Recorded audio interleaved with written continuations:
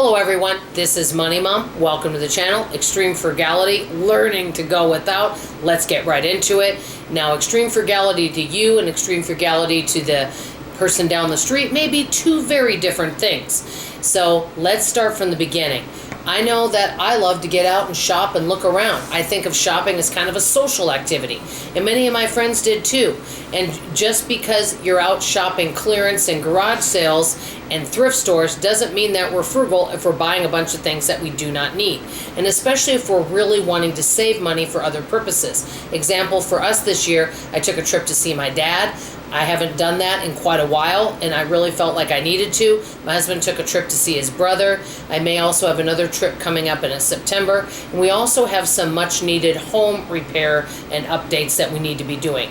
So in order to do all that, I can't be what I call death by a thousand cuts, shopping at the Dollar Tree all the time, doing little Amazon orders. And I always, I guess you would say, defend my actions by saying, hey, I didn't spend that much money, or it's only $1. But if we're buying things that we don't need and we want to save money for other more important things, that's always really positive.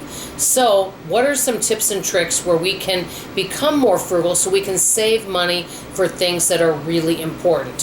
The first one I put down, and I know we've heard it before, is simply wait. Today I got a magazine from a clothes catalog that I really wanted. They had some cute Valentine's shirts, and I promised myself that this year, unless it was clothes I needed, and I am needing a couple things, okay? But if it's clothes that I needed, I'm allowed to buy it. But really, I don't need to be buying other clothes right now unless it's a need, because I need to save for these other things. Well, it is tempting, especially when they say if you spend over this amount, you get this. That's the thing that always gets you, is if you spend over $50, you get free shipping. If you spend over $50, you get this free gift. But you might not need $50 worth of whatever it is, right? And maybe some of you can relate. So the first thing we got to do is if we get a catalog, we're in a store, we want something, we simply just wait. Some people wait 24 hours, some people wait a week. I can tell you from doing the wait game, it really helps me where I don't even think about it a week later. So waiting is always helpful. Number two, this is huge. I know that it's easy to go out, and if you're out all the time, and say you work full time and you're out in the stores all the time, you're seeing more, you have more temptation. And so you may not want to go cold turkey. I mean, a lot of people out there, and I know I don't, I really don't want to live an extreme frugal life where I cannot buy anything. To me, it's kind of depressing for me, okay? But we can do little manageable baby steps. So this is where this comes in. Play the this or that game. If there's a couple things that you want, let's say that you want a Valentine's shirt, or you want this yummy smelling Valentine candle. You tell yourself, I really want both of these things. Neither of them are needs, but I can either have the shirt or I can have the candle. I can't have both. That really helps, and it can save money. And then later on, maybe 5 years later, you'll get to the point where you wouldn't have an interest in either one of them.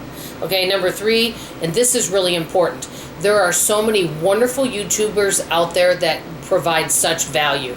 And I actually really enjoy the videos where they say, hey, here's some things that you need to buy at ABC store because they're a great deal. And the folks that have these channels do a lot of research, and they even kind of do reviews on the products, and I find them really, really helpful. But if you really need to save money, and you have to save it for a special purpose, and you just really don't want to be buying things that unless you absolutely need them. In other words, you're on a no buy for anything you want, but you can buy what you need. Then it may be good not to watch those videos because they may be triggering, because it might tempt you to buy things. I know when I watch the ones on kitchen gadgets, I want to buy every single kitchen gadget, that's for sure, because some of them do make life easier.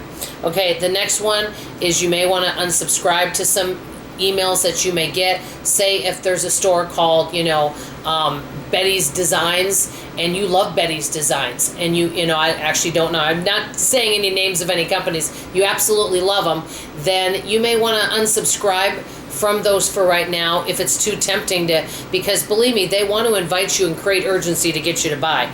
Last but not least, shop less often. Stay out of the stores. That's why many of you have sent me, messages on YouTube here and said, hey, you know what? We get our stuff delivered, because when we're in the stores, it's a temptation. We end up spending less when we have our stuff delivered. So there's all sorts of creative ways to save money. So I want to ask you guys today, are any of you using any of these tips to save? I would love to know from you. How do you stop yourself from buying things you might actually want, but you know you don't need them? That's all I have to say for now. I love you, I appreciate you, and I sure hope to see you on tomorrow morning's video. Bye-bye now.